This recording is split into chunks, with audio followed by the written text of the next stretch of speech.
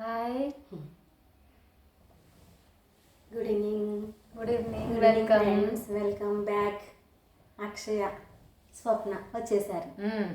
Swapna Varshini Reddy YouTube channel. Please like, share, comment and subscribe. Swapna Varshini Reddy YouTube channel. అది ఎండింగ్లో చెప్పాలి. ముందు కూడా చెప్పను. సరే సరే. ఎగ్జామ్ బాగా రాసావా? రాసా. అమ్మ దగ్గరికి రా. ఇంకో స్టోరీ ఇవ్వాలమ్మా. ఇంకో స్టోరీ ఏం చెప్పను? నీ ఇష్టం.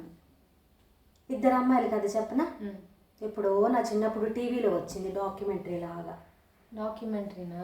మా చిన్నప్పుడు వచ్చేది దూరదర్శన్ DD8 అని దూరదర్శన్ ఛానల్లో వచ్చేది. ఇద్దరు అమ్మాయిలు కదా అని అది చెప్తాను, సరేనా? సరే. ఇద్దరు అమ్మాయిలు కదా. ఒక ఊళ్ళోనంట ఒక ధనవంతుడు ఉండేవాడు. ధనవంతుడికి ఒక భార్య, వాళ్ళిద్దరికీ ఒక పాప ఉన్నారు. వాళ్ళ ఫ్యామిలీ హాయిగా సాగిపోతుంది. ఫస్ట్ పాప పుట్టింది, అమ్మాయి. అయితే అబ్బాయి పుట్టలేదని కోపం ఆ ధనవంతుడికి. అయ్యో. ఆ అబ్బాయి పుట్టలేదని చెప్పి ఇంకో పెళ్లి చేసేసుకుంటాడు. తనకు తెలిసిన వాళ్ళలో తనకి నచ్చిన అమ్మాయినే చేసుకుంటాడు. చాలా నచ్చిన అమ్మాయినే చేసుకుంటాడు. అయితే తనకి కూడా అమ్మాయే పుట్టిద్ది. తనకి కూడా అమ్మాయే పుట్టేసరికి కొంచెం బాధ అనిపించింది. కానీ తన రెండో భార్య అంటే బాగా ఇష్టం, బాగా ప్రీతి. ఫస్ట్ భార్య కన్నా కూడా రెండో భార్య చాలా ఇష్టం తనకి.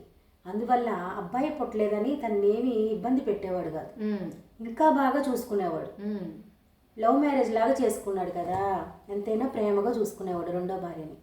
క్రమంగా మొదటి భార్యని పట్టించుకోకుండా రెండో భార్య మీదే ధ్యాస ఉండేది. ఆ ఇంట్లో ఆడపిల్ల ఉంది, ఈ ఇంట్లో ఆడపిల్ల ఉంది, మరి ఇద్దరిని చూడాలి. ఏం చేసింది రెండో భార్య? మొదటి భార్య దగ్గరికి వెళ్లకుండా, డబ్బులు ఇవ్వకుండా, వాళ్ళకి కావాల్సిన సరుకులు కొనకుండా, పిల్లని చదువుకోనీయకుండా, ఫీజులు కట్టనీయకుండా చేసేసింది. ఎలా? తను ప్రేమ, నేర్పు, ఓర్పు అన్నీ ఉన్నట్టు నటించి వాళ్ళ దగ్గరికి వెళ్లకుండా తిని మీదే మనసు ఉండేలాగా చేసేసుకుంది. తనంటే బాగా ప్రేమించినట్టు, తిని కోసమే ఉండాలి అన్నట్టు మ్యానిపులేట్ చేసేస్తుంది. అయితే పెద్ద భార్య ఒక చిన్న ఇంట్లో ఉండేది. ఎవరిల్లు వాళ్ళకే ఉన్నాయి. అయితే క్రమంగా ఆ దగ్గర ఉన్న ఇంట్లో నుంచి ఒక పూరింటికి పడేసేసాడు. వాళ్ళదేమో పెద్ద మేడ, వీళ్ళది చిన్న ఇంట్లో డాబానే ఇది కూడా. ఇందులో కూడా ఉండనీయకుండా చేసి ఒక పూరింట్లోకి పంపించేలాగా చేసింది. దానికైతే అద్దె కూడా కట్టుకోవాలి. అమ్మ కూతురు ఎలా అయినా కష్టపడాలి, ఇంకా పట్టించుకోవట్లేదు కదా అనుకున్నారు. ఆడపిల్ల కూడా అమ్మకి సహాయం చేస్తానమ్మ నేను కూడా అనింది. అయితే ఆ ఊళ్ళో రాట్నం వడకటం అనేది ఒక వృత్తిలాగా ఉండేది. రాట్నం అంటే హ్యాండ్లూమ్స్, చేనేతకారులు. రాట్నం మిషనరీస్ రాకముందు రాట్నంతోనే దారం తీసి నేసేసేవాళ్ళు అనమాట. నేతకారులు గొంగుల పురుగు నుంచి తీసి అలా తయారు చేసేవాళ్ళు అనమాట. అయితే రాట్నం నుంచి ఉడుకుతా అట్లా జీవనం సాగేది. అదేమో దూది తీసుకొచ్చి రాట్నం ఉడుకుతా దారం తయారు చేసి ఫ్యాక్టరీ వాళ్ళకి ఇవ్వటం అనమాట ఈ దారాన్ని అట్లా. అయితే ఇలా సాగుతూ ఉంటే ఒకసారి పెద్ద భార్యకి బాగోక, అంటే ఇప్పుడు రాట్నం ఉడికే ఆమెకి బాగోక, అమ్మ కాసేపు నువ్వు చూసుకో, ఇది నేను కాసేపు పడుకుంటాను, కళ్ళు తిరుగుతున్నాయి అని చెప్పి కాసేపు పడుకుంటానంది. సరేనని అమ్మ నేను కూర్చుంటాను కాసేపు, నేను తిప్పుతాలే రాట్నం, నువ్వు పడుకో కాసేపు, చాలాసేపు ఉడికేవు నువ్వు రాట్నాన్ని ఉడికి నీ గూళ్ళు కూడా నొప్పుడుతున్నాయి అని చెప్పి పడుకోమంది. ఆ ప్లేస్లోకి కూతురు వచ్చి కూర్చొని పని చేస్తుంది. కొంచెంసేపు అయిన తర్వాత పెద్ద గాలిదుమ్ములాగా వచ్చేసి దూదంతా ఎగిరిపోయింది. అయ్యో. వాళ్ళ జీవనాధారం అదే కదా, అది అమ్మితేనే వీళ్ళకి ఫుడ్, రెంట్ కట్టాలి, ఉండాలి, ఇబ్బంది లేకుండా ఉండాలంటే అన్నీ అది పని చేయాలి. అంతా ఎగిరిపోయింది. చాలా బాధ వచ్చింది పాపకి. బాధ వచ్చి ఏడుపు వచ్చేసింది. పిల్ల కష్టాలన్నీ చూసింది కదా, వాళ్ళ అమ్మ కష్టాలన్నీ చూసింది కదా, అందుకని ఏడుపు వచ్చేసి ఆ గాలితో పాటు ఇది ఎగిరిపోయింది కదా దూది, కళ్ళ నీళ్లు కూడా వచ్చి కళ్ళ నీళ్లు కూడా గాలిలాగా ఎగిరిపోయినాయి గాలితో పాటు. అంత ఏడ్చింది అనమాట, అంత గాలి వచ్చింది. కళ్ళ నీళ్ళు కారుతాయి కానీ ఎగిరిపోయింది, అది కూడా గాలితో పాటు ఎగురుతా వెళ్ళింది కళ్ళ నీళ్లు. అంటే అంత బలమైన గాలి వచ్చింది. అయితే బాగా ఏడ్చేసరికి వానదేవుడు వెనకాలే వచ్చి, ఏం కాదులే ఏడమ్మక్క, నేనున్నాగా, నేను ఇప్పిస్తాను నీ దూది అంటాడు.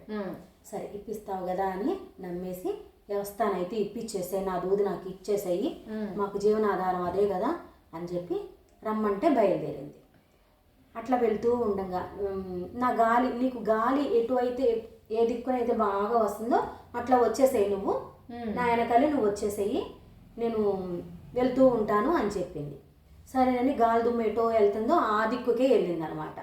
అట్లా వెళ్ళే క్రమంలో కొంచెం దూరం వెళ్ళిన తర్వాత ఒక ముసలావిడ ఇల్లు వచ్చింది.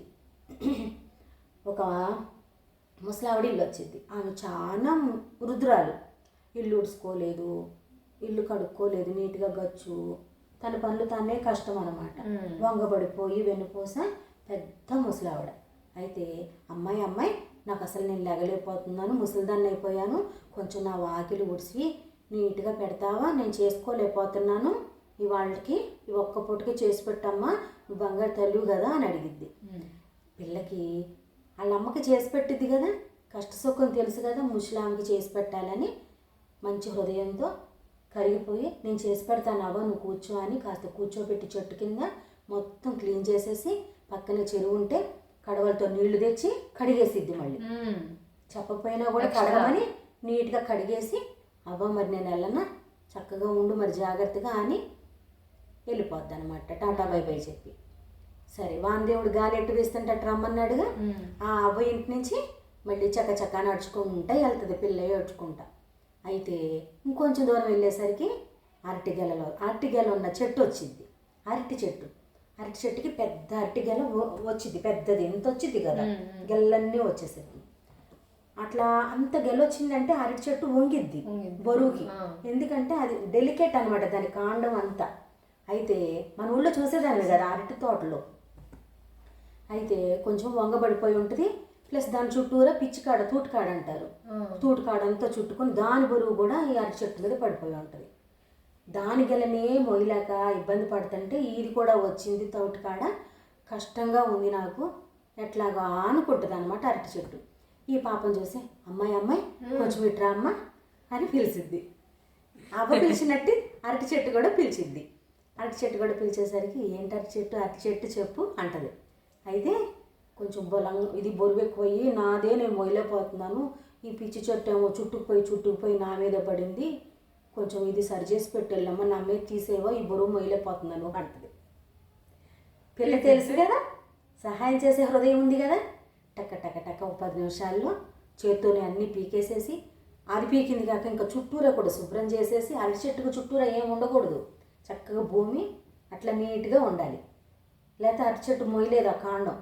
అయితే నీట్గా చేసి పెట్టిద్ది, ఎగస్ట్రా పనే చేసి పెట్టిద్ది, చుట్టుపక్కలంతా కూడా చేసేసింది. ఇంకా 3-4 నెలల దాకా ఇక జై చెట్టు పెరగదనమాట, అంత బలంగా భూమిలో నుంచి పీకేసిద్ది వేర్లు కొంచెం చేసేసరికి, అరటి చెట్టు ఎంత హెల్ప్ చేసావు నువ్వు నాకు, వెళ్ళరా మరి అంటది. సరేనని టాటా బై బై చెప్పేసింది అరటి చెట్టుకు కూడా.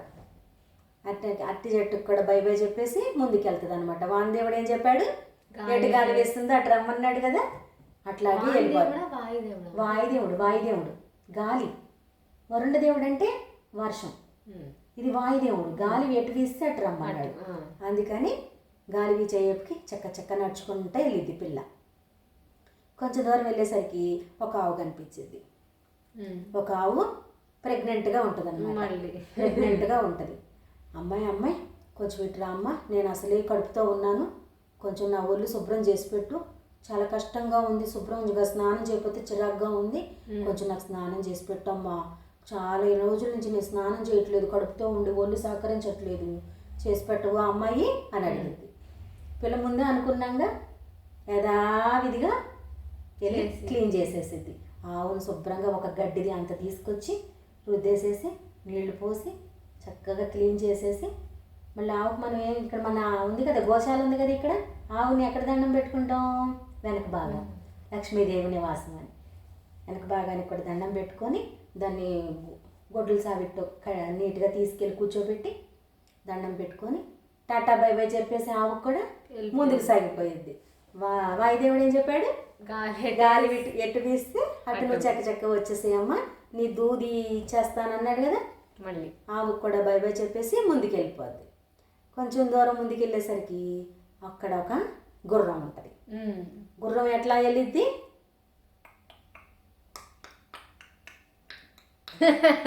గుర్రం అట్లా వెళ్ళిద్దో చప్పుడు చేసుకుంటా గిట్టలతో. మా అమ్మకు అన్నీ తెలిసే, అన్నీ తెలుసు మా అమ్మకి. బంగారు తల్లి, బంగారు బొమ్మ, గుర్రం అట్ట వెళ్ళిద్ది. ఈ గుర్రం ఎట్ట వెళ్ళిద్ది మరి? ఈ అట్టి గుర్రం ఎట్ట వెళ్ళిద్ది? నడుచుకుంటూ వెళ్ళిద్దా? ఎక్కడ నడుస్తుంది? బండి ఎక్కితే కానీ రావు కాలేజీకి. మామూలుగా ఎలా నడుచుకుంటా బండి లేనిది నువ్వు రాలేవు. సరే మరి ఏమొచ్చింది? గుర్రం వచ్చింది దారిలో. గుర్రం వచ్చి, అమ్మాయి వెళ్ళిపోతున్నావా, నా దగ్గరికి రమ్మా ఒకసారి నువ్వు. మా యజమాని నా ఈపు మీద జీన్ వేసేసాడు, బరువైన జీన్ వేసేసాడు. జీన్ అంటే అది వేసుకుంటే కూర్చోడానికి కూర్చునే వాళ్ళు వేసుకుంటారనమాట. దుప్పటి మనం ఎలా వేసుకుంటాం మంచం మీద, సీటర్ లాగా, బండి సీటర్ లాగా. అది చాలా బరువుగా ఉంది. కొంచెం అది నాకు తీసేయమ్మా, అది బరువుకి నేను వంకబడిపోతున్నాను. నిన్నటి నుంచి ఇబ్బంది పడుతున్నా, పడుకోవటం కూడా కష్టంగా ఉంది. నా యజమానేమో ఇది తీయకుండా మర్చిపోయి వెళ్ళిపోయాడు, కొంచెం ఇది తీసి పెట్టాలమ్మా, నేను ఊపిరి తీసుకుంటాను అంటది. అమ్మాయి సంగతి తెలుసు కదా, చక్కగా తీసేసి, చిన్నపిల్లే, అంత పెద్ద గుర్రానికి అది తీయటం చాలా కష్టం. ఈ చిన్నపిల్ల చేతులతో, చిట్టి చేతులతో తీయటం కష్టం కదా. అందుకని కష్టమైనా సరే ఎట్టా కొట్టా ఎక్కి ఒక పీట వేసుకొని దాన్ని లాగి ఒక అరగంట పైన పట్టింది ఆ జీన్నన్ని తీయటానికి. తీసి, మరి నేను వెళ్ళరానా అంటుంది. చాలా సహాయం చేసావమ్మా, మరి వెళ్ళరా అమ్మాయి, థ్యాంక్ యూ అని చెప్పింది. ఇక అమ్మాయి అప్పుడు ఆవుకు బై బై చెప్పింది, తర్వాత అరటి చెట్టుకి బై బై చెప్పింది సహాయం చేసి. 3వ ట్రిప్లో ఆవుకు కూడా స్నానం చేపించి టాటా బై బై చెప్పింది నవ్వుతా. ఏమీ తిండి తిప్పల్లో పిల్లకి, అట్లా పరుగున వెళ్తుంది చక్కచక్క. ఇప్పుడు ఇక్కడ కూడా గుర్రానికి కూడా సహాయం చేసి నవ్వుతూనే టాటా బై బై చెప్పి ముందుకు కదిలిపోయింది. వాయుదేవుడు ఏం చెప్పాడు? గాలి ఎటు వీస్తే అటు వచ్చేసాయి నువ్వు, నీ దూది నీకు ఇచ్చేస్తాను అని చెప్పాడు. సరేనని చెప్పి ముందుకు వెళ్ళిపోయింది. టాటా బై బై చెప్పింది గుర్రానికి కూడా. కొంచెం దూరం వెళ్ళిన తర్వాత ఒక చోట ఆపి, అమ్మాయి, వాయుదేవుడు చెప్తున్నాడు అమ్మాయికి, ఇదిగో అమ్మాయి, ఈ ఇంట్లో అమ్మలుగన్న అమ్మ ఉంది, అక్కడికి వెళ్ళి తన్ని మీట్ అవ్వు, నీకు కావాల్సింది దొరికిద్ది అంటాడు.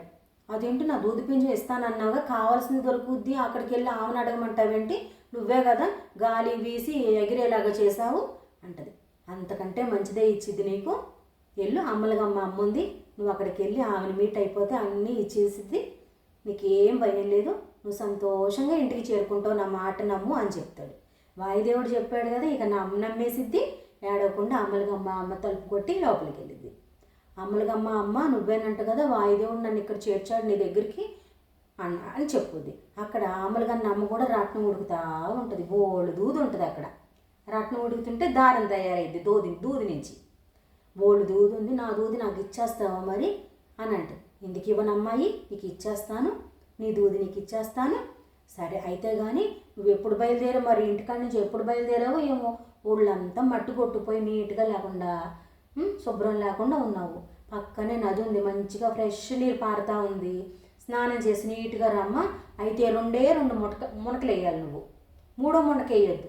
మామూలుగా మన నది స్నానానికి వెళ్ళినా సముద్ర స్నానానికి వెళ్ళినా నమస్కారం చేసుకొని 3 మునకలు వేస్తాం అనమాట. కానీ 2 మునకలే వెయ్యి అని చెప్పింది అమ్మలుగన్న అమ్మ అమ్మాయికి. సరేనని చెప్పి వెళ్ళిద్ది. నదిలోకి వెళ్ళి దండం పెట్టుకొని ఒక మునిగిద్ది. మునిగి పైకి లేచేసరికి తనకి తెలిసిపోద్ది, ఒళ్ళంతా నున్నగా తెల్లగా తయారైపోయిద్ది అమ్మాయి.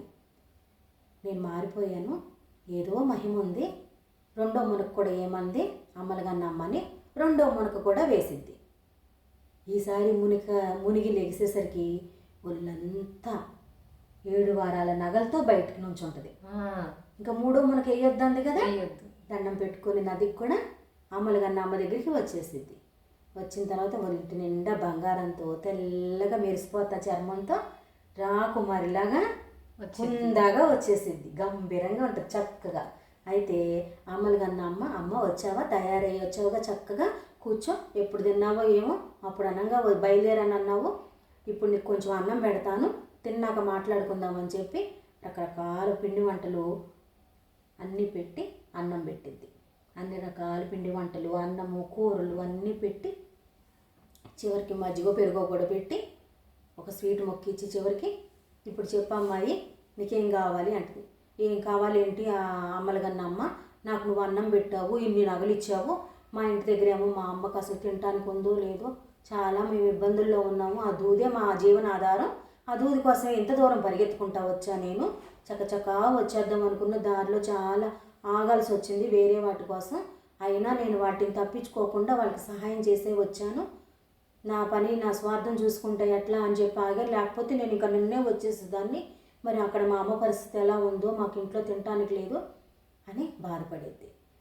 ఏం కాదమ్మాయి, ఇప్పుడు నీకు ఉన్నదానికంటే ఇంకా మంచిగానే ఉంది మీ అమ్మ ఇంట్లో, నీకులాగానే నగలు వచ్చినాయి, తను కూడా వండుకొని అన్నం తినింది, నువ్వు ఇంటికి వెళ్ళేసరికి చూస్తావు కదా, కంగారు పడమాక అని చెప్పి ఒక చిన్న సంచి ఇచ్చి పంపించింది. నువ్వు ఇప్పుడు ఓపెన్ చేయమాకలే, సంచి తీసుకొని ఇంటికి ప్రయాణం అవ్వు అని చెప్పింది. దూది లేదు ఏం లేదు, ఇంతకంటే బాగా ఉంటుందని చెప్పిందిగా. ఇంటికి వెళ్ళేసరికి బయలుదేరిపోతూ ఉంటుంది ఆ సంచి తీసుకొని. కొంచెం దూరం వెళ్ళేసరికి ఆవు వచ్చింది కదా, ఆవుకి స్నానం చేయించింది కదా, ఆవుకి దూడ పుట్టిద్ది అనమాట. ఇలా డెలివరీ ఆవుకు కూడా దూడ పుట్టిద్ది. అది ఆవు ఏమని చెప్పింది, నేను ప్రెగ్నెంట్గా ఉన్నాను, స్నానం చేసే ఓపిక లేదు, స్నానం చేపించమంటే స్నానం చేయించిందిగా. ఆవుకు డెలివరీ అయిపోయింది. ఆ దూడ పరిగెత్తుకుంటా అమ్మాయి సగం దూరం వచ్చేసరికి ఎదురెళ్ళింది దూడ ఏమైంది, దూడని అమ్మ పంపించింది నీ కోసం, ఆవు మా అమ్మ దూడ చెబుతుంది, మా ఆవమ్మ పంపించింది నీ కోసం అంటే అది తీసుకొని బయలుదేరుతూ ఉంటుంది. ఎక్కకూడదు, ఆవుని పుచ్చుకొని వెళ్ళాలి. దూడ ఎదురొచ్చింది కదా, దూడను పుచ్చుకొని వస్తుంది. అయితే ఇంకొంచెం దూరం వెళ్ళిన తర్వాత అరటిగలు వచ్చింది. అరటి చెట్టు కూడా దారిలో అరటిగలు ఇచ్చింది. అరటిగలు ఇచ్చి ఇంటికి తీసుకెళ్ళమంటది. మరి బరువు తగ్గించింది కదా, తూటుకాడంతా క్లీన్ చేసి మళ్ళీ ఇంకో గెల వచ్చింది తనకి, పండిపోయిన కాయలు ఉన్నాయిగా ఇచ్చేసింది. అది ఎట్లా పట్టుకెళ్ళాలా, ఇంత అరటిగల చిన్ని పిల్ల కదా, చిట్టి చేతులు కదా, ఎలా తీసుకెళ్ళాలి అనుకుంటా ఆలోచించేసరికి గుర్రం ఎదురొచ్చింది. గుర్రానికి కూడా జీన్ తీసేసి హెల్ప్ చేసింది కదా, బరువు తీసి, నా మీద ఎక్కువ, నేను నిన్ను ఆవుని ఎక్కించుకొని వెళ్తాను, గెలం నువ్వు నా మీద వేసేసేయి, ఆవు నీతో పాటు పరిగెత్తుకుంటూ వచ్చింది, నువ్వేమో నా మీద ఎక్కువ అని చెప్పి అన్నీ కలిసి బయలుదేరుతాయి ఎక్కేసి. అయితే ఇంకొంచెం దూరం వచ్చిన తర్వాత ఒక అవ్వ ఉంది కదా, ఆవకి క్లీన్ చేసి పెట్టింది కదా, ఆవ దగ్గరికి వచ్చింది. ఆవ దగ్గరికి వచ్చేసరికి అమ్మాయి వెళ్ళి తిరిగి వస్తున్నావా అని అవ్వ కూడా ఒక చిన్న సంచి ఇచ్చింది. ఒక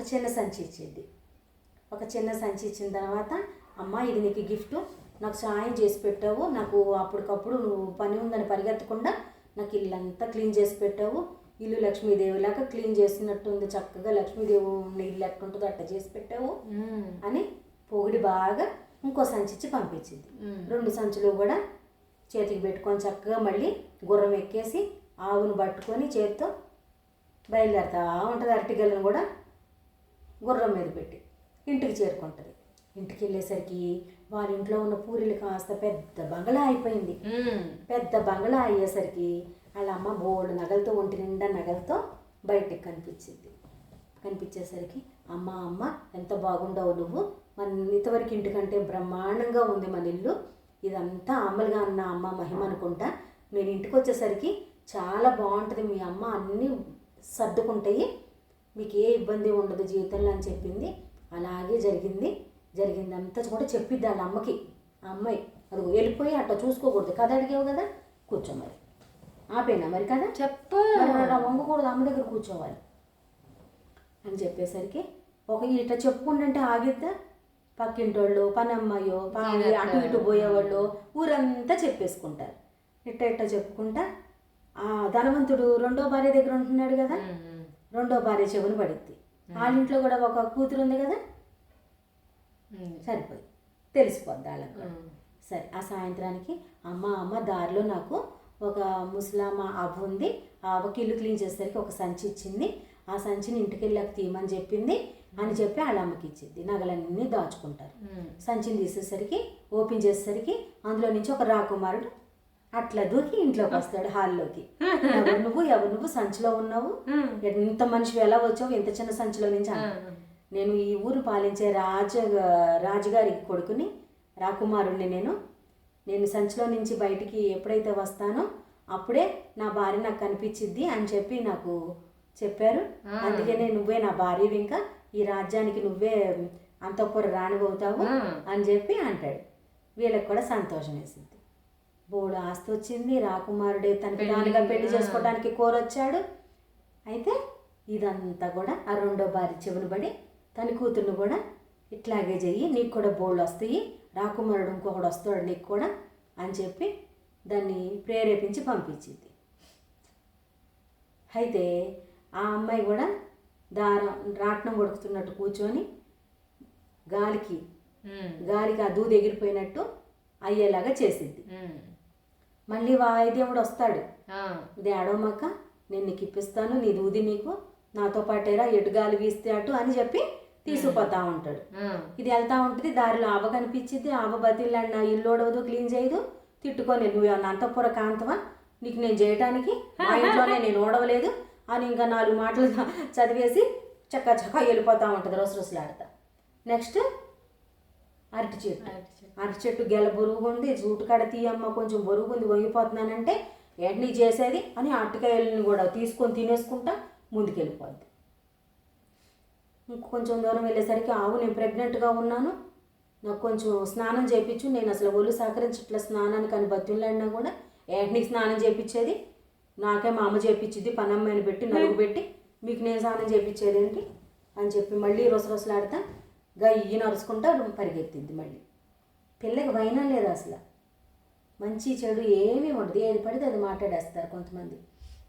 మళ్ళీ ముందుకెళ్ళేసరికి ఆవు వచ్చింది, ఆవు కాదు గుర్రం జీను బరువుగా ఉంది, తీయమంటది. ఏంటి తీసేది, అరటి చెట్టు తర్వాత ఆవు వచ్చేసింది. ఆవు కూడా చేయనందుగా గుర్రం జీను బరువు ఉందని తీయమంది, యజమాని బరువు వేసాడే తీయదు. ఇదెందుకు తెత్తది అసలు, తీయకుండా తిట్టుకుంటా నాకేం పని, ఇప్పటికే నాకు బోర్డు ఆలస్యం అయిపోయింది, నేను అమ్మలుగాన్న అమ్మని కలవాలి అనుకుంటా వెళ్ళిపోయేసరికి కొంచెం దూరం వెళ్ళాక వాయుదేవుడు ఆపి, ఇదిగో ఇక్కడే అమ్మలుగాన్న అమ్మ ఉంటుంది, లోపలికి వెళ్ళి తన్ని మీట్ అవ్వు అని చెప్పి సహాయం తన నుంచే లభించింది అని టాటా బై బై చెప్పి వాయుదేవుడు వెళ్ళిపోతాడు. అయితే అమ్మలుగాన్న అమ్మ ఎదురుగుంటుంది. ఈ అమ్మ ఏం ముసలి నువ్వు రాట్నం ఓడుకుంటూ కూర్చున్నావు, అమ్మలుగాన్న అమ్మ ఎవరు ఇక్కడ, నువ్వు ఉన్నావేంటి అంటది. ఏంటో అమ్మలుగాన్న అమ్మకి పని అమ్మాయిలాగా ముసలి దాన్ని తిట్టుకుంటా, నేనేనమ్మా అమ్మలుగాన్న అమ్మని, ఏం కావాలో చెప్పు అంటది. ఇందాక మా పెద్దమ్మ కూతురు వచ్చిందంట కదా నీకు నిన్న, తనకి బోళ్ళు ఇచ్చావంటగా, నగలు అన్నీ ఇచ్చావంటగా, సంచులు గించులు అన్నీను, బోళ్ళు నగలు డబ్బులు రత్నాలు అన్నీ ఇచ్చావంటగా, నాకు కూడా అవి కావాలని మా అమ్మ పంపించింది, నువ్వు నాకు కూడా ఇవ్వు, నేను అట్టగే వచ్చా మరి దూది ఎగిరిపోతే అని అంటది. సరేనమ్మా నీకు కూడా ఇస్తాను, వెళ్ళి 2 మునకలు మునికిరా ఆ నదిలో అంటది. సరేనని వెళ్ళి ఒక మునికేసిద్ది. ఆ పిల్ల అందమైంది, ఆ పిల్ల స్వతహాగా పుట్టుకతోనే అందమైంది. ఆవిడ రెండో భార్యకి పుట్టిన కూతురు. ఒక్క మునికేసేసరికి అందవిహీనంగా తయారైపోద్ది. పొక్కులు గడ్డలు, ఏదో క్షయరోగం వచ్చినట్టు, చర్మవ్యాధి వచ్చినట్టు అట్లా ఉంటుంది, అసహ్యంగా తయారైపోద్ది. సరే ఇట్లా వచ్చిందేంటి, రెండోసారి కూడా మునుగుదాము, నగలు వచ్చినాయి అంట దానికి, మా పెద్దమ్మ కూతురికి నగలన్నా వస్తాయేమోనని మళ్ళీ 2వ మునకేసింది. నగలు రాలే, ఏం రాలే. సరే 3వ మునకు కూడా వేస్తే ఈ చర్మవ్యాధి అన్న పోయిద్దామని మళ్ళీ 3వ మునకేసింది. అమలుగన్న అమ్మ ఏం చెప్పింది, 2వ మునకలు వేయమంది, కానీ ఈ అమ్మాయి అత్యాసరి పోయి 3వ మునకు కూడా వేసింది. ఫస్ట్ సారి తేడా కొట్టింది, రెండోసారి కళ్ళ ముందు చూసింది, ఏమీ రాల, ఒక చిన్న బంగారం రాల ఒంటి మీదకి, పైగా దాని ఒంటి మీద ఉన్న నగలు కూడా నది లాగేసుకుంది. కొత్తవి రాకపోగా ఒంటి మీద ఉన్నవి కూడా పోయినాయి. 3వ మునకేసేసరికి ఇక అచ్చంగా లేదు, జుట్టు కూడా ఊడిపోయి బోడిగుండయి వచ్చింది బయటికి. అయితే అమ్మ ఆలకిస్తున్నావు కదా, నువ్వు కొట్టు, కథ చెప్తుంటే నువ్వు కొట్టాలి, నువ్వు ఎట్టో చూస్తుంటే ఆ కథ చెప్పే వాళ్ళకి ఇంట్రెస్ట్ ఉండదు. ఉన్నది కూడా ఊడిపోయి బోడిగుండయి వచ్చేసింది, గొట్టెక్కేసి వచ్చేసింది, గట్టెక్కి ఎక్కడికి ఆమలగన్న అమ్మ దగ్గరికి.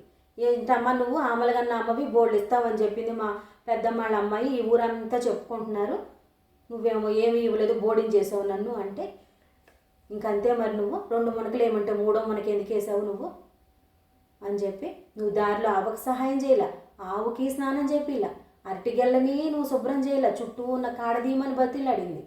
సరే గుర్రానికి జీను బొరుగు ఉందంటే తీయమంటే తీయలేదు నువ్వు. ఏమీ చేయకుండా నా దగ్గరికి వచ్చి నన్ను చేయలేదంటావేంటమ్మా, నడువు అని తలుపేసేసుకుంటుంది. అది వెళ్ళి అంత దూరం పడిద్ది తలుపేసుకునేసరికి. ఏడ్చుకుంటా ఇంటికి సచ్చిద్ది, బెక్కుంటా ఎగురుకుంటా ఎట్టన్నా కానీ ఇంటికి వెళ్ళి పడిద్ది ఎట్టా కొట్ట. 2 రోజులకి ఏంటి ఇట్టా తయారయ్యి వచ్చావని ఆ అమ్మేమో ఏడుతుంది. ఏం చెప్పనమ్మా, నువ్వు చెప్పావని వెళ్ళాను, నాకు అసలు ఏం తెలుసు అని పంపించావు, నువ్వు అత్యాసపడి నువ్వు వెళ్ళమంటే నేను వెళ్ళాను, నేను ఏమన్నా అడిగానా దానిలాగా తెల్లగా అవ్వాలని, నగలు కావాలని, నేను దానికంటే తెల్లగానే ఉన్నాను పుట్టినప్పటి నుంచి, నాకు కూడా నగలు బోర్డులు ఉన్నాయి, ఓన్లో అన్నీ ఒంటి మీద అన్నీ నది లాగేసుకుంది, అమ్మలగన్న ఏమి ఇవ్వకపోగా నన్ను బోడిగుండెం చేసి పంపించింది. అసలు ఆ అమ్మాయి గుర్తుపట్ల ఈ అమ్మాయి బోడిగుండె వేసుకొని అందవిహీనంగా వెళ్ళేసరికి ఏంటి ఇట్టా తయారు వచ్చావు అని అడిగితే ఇట్లా అయిందని చెప్తుంది. సరే ఏడ్చుకుంటా అమ్మ కూతురు ధనవంతుడు పెద్ద భార్య కూతురు ఉంటారుగా పెద్ద బిల్డింగ్లో, అక్కడికి వెళ్ళి కాళ్ళ మీద పడిపోయి ఏం జరిగిందో తెలియదు, పెళ్ళెట్ట తయారై వచ్చింది, ఊరంతా మీరు ఇలా జరిగి మీరు సెటిల్ అయ్యారని తెలిసి మా అమ్మాయిని కూడా అలాగే పంపించాను, నా తప్పేముంది ఇందులో, నా కూతురు కూడా బాగుపడిద్ది అనుకున్నాను అని చెప్పి ఆ బతిలాడితే ఏం కాదులే నేను తీసుకెళ్తానని చెప్పి మొదటి భార్య కూతురు ఉందిగా ధనవంతుడు మొదటి భార్య కూతురు, నేను చెల్లిని తీసుకెళ్తానులే, అదే దారిలో మళ్ళీ తీసుకెళ్తాను, చెల్లిని బాగు చేసి తీసుకొస్తానులే నేను అని చెప్పి తీసుకెళ్ళిద్ది. దారిలో ముసలమ్మ వచ్చిద్ది, తిని చేత్తోనే ముసలమ్మకి ఇల్లు కడిగిపిచ్చిద్ది, ఊడిపిచ్చి దగ్గరుండి క్లీనింగ్ చేపించిద్ది ఇల్లు వాకిలి అంతా అక్క చెల్లితో. ఆవు కూడా స్నానం చేపించిద్ది, తర్వాత దారిలో స్నానం చేపించి గడ్డి సబ్బులాగా గడ్డితో రుద్దుతారుగా ఆవుకి, స్నానం చేపించిద్ది తన చేతులతోనే. కొంచెం దూరం వెళ్ళాక ఆరిటి చెట్టు ఆటికి కూడా తూటికాడంతా పీకేపించి అది కూడా క్లీన్ చేయించిద్ది. కొంచెం దూరం వెళ్తే గుర్రం జీనును కూడా తీపిచ్చి బోరుగు తగ్గించిద్ది. అన్ని పనులు తన దగ్గరుండి చెల్లితో చేపించిద్ది.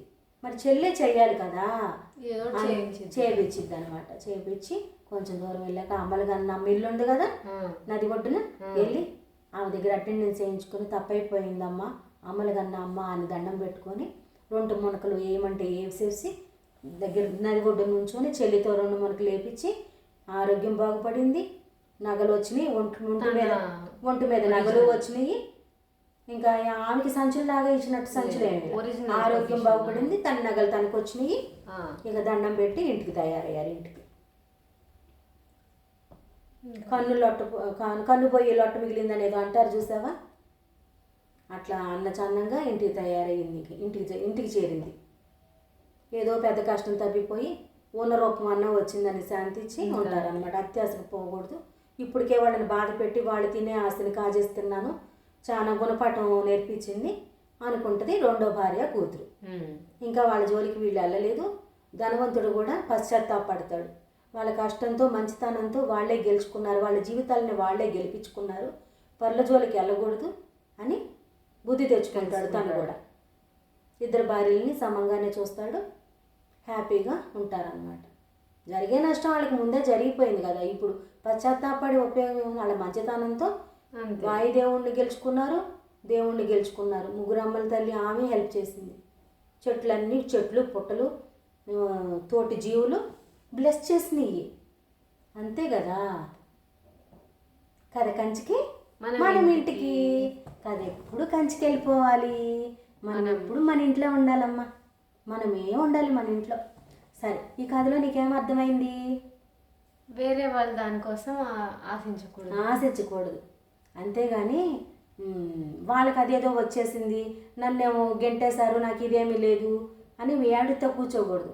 కొంతమంది ఉంటారు ఉద్యోగం చేసే చోట వాళ్ళు సరిగా చేయలేదని ఇంకో చోట పడేస్తారు లాగేసి, అంతేగాని కుళ్ళు పెట్టుకొని ఉంటారా, నన్ను గెంటేశారు, వాళ్ళే సుఖంగా ఉన్నారు, నేనేం తప్పు చేస్తానని గెంటేశారు, మరి అంతమంది ఇతన్ని అక్కడి నుంచి వేరే చోట పడేశారంటే తను సరిగా లేడనే కదా పక్కన పడేశారు. అట్లా కుళ్ళు బుద్ధి పెట్టుకోకూడదు. మంచితనంగా ఉంటే యూనివర్సే హెల్ప్ చేసిద్ది.